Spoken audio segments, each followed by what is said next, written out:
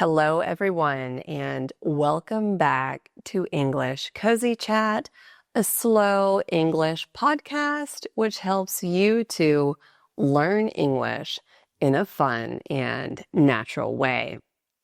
Today, I want to talk about something I've been thinking a lot about lately and that I've been reading about as well. And it is about starting over in March, and March really being the beginning to the new year. Let me explain. The new year, of course, really begins on January 1st. It is the first day of the new year. However, this date usually falls in the middle of winter, and it is the darkest part of the year for many of us.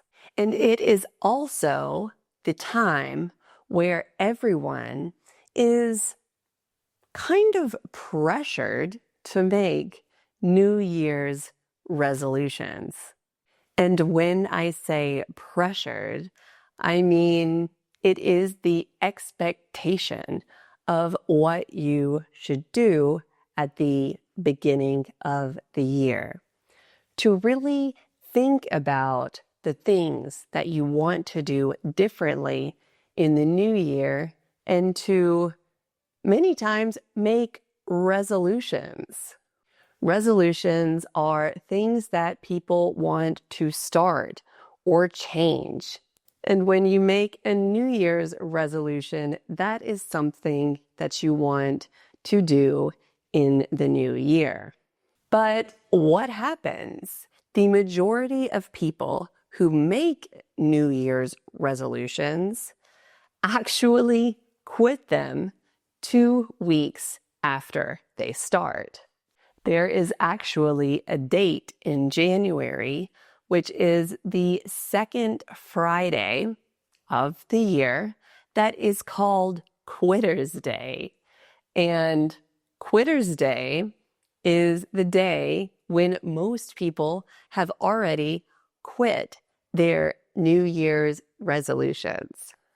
Now, what I've been thinking about, because I've really been feeling it recently, and that I've started reading about, is that the real time to make new goals or resolutions is the spring.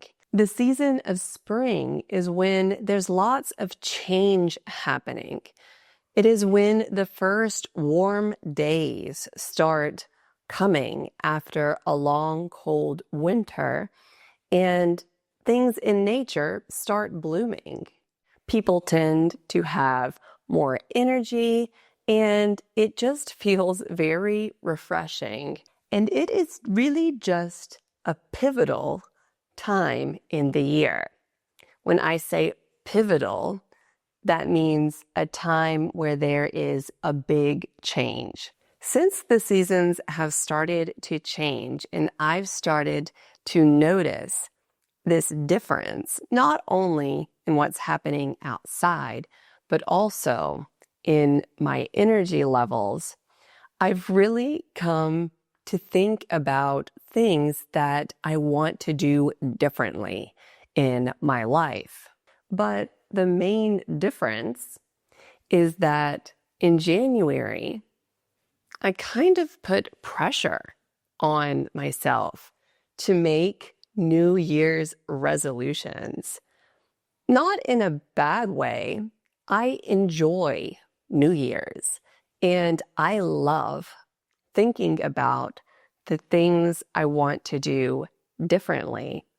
However, there is that feeling that change needs to happen at the beginning of the year.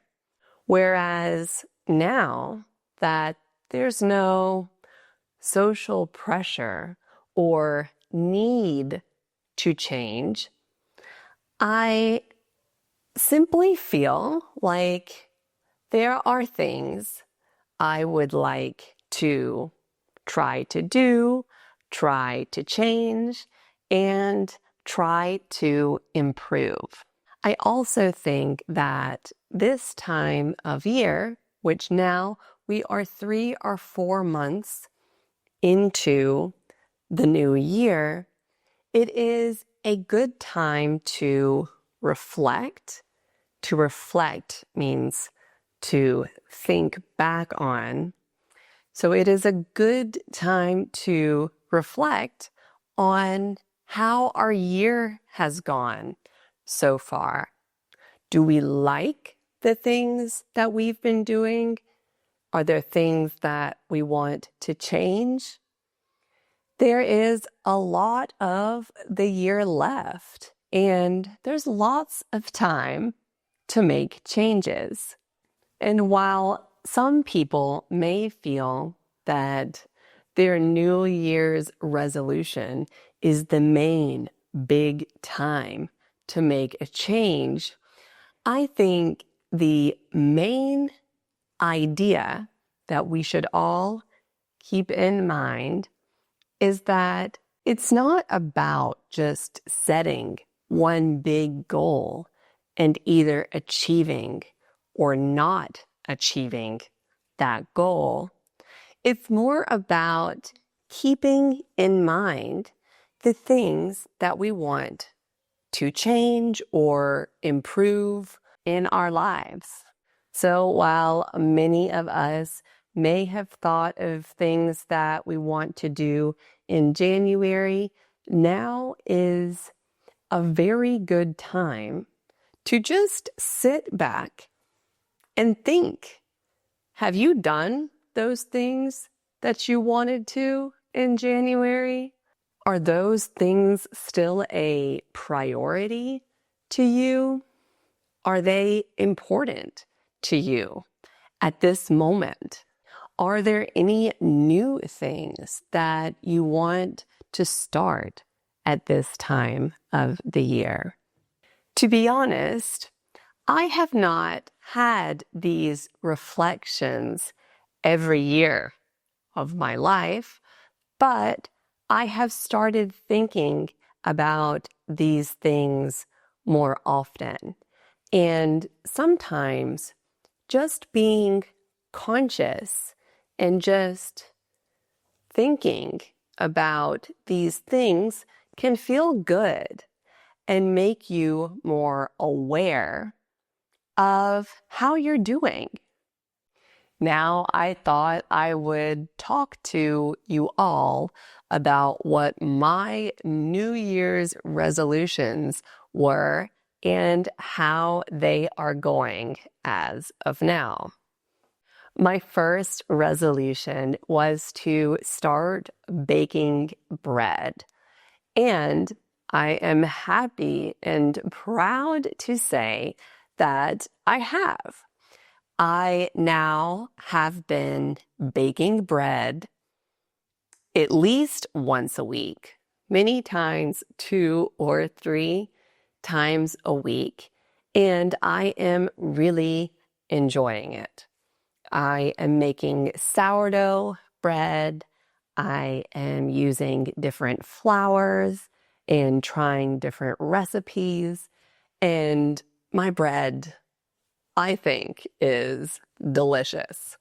So I'm very happy with how I've done so far with that resolution. Another one of my resolutions was to get more sleep and to prioritize my sleep.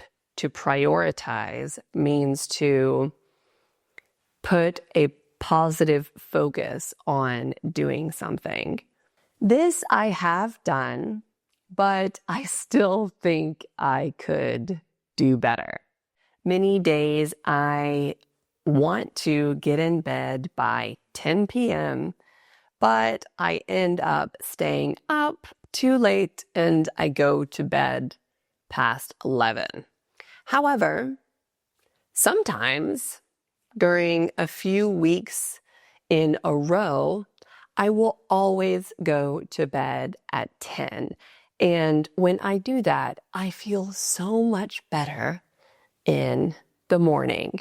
But this is something that I always struggle with and that I'm always trying to get better at because I know how important sleep is.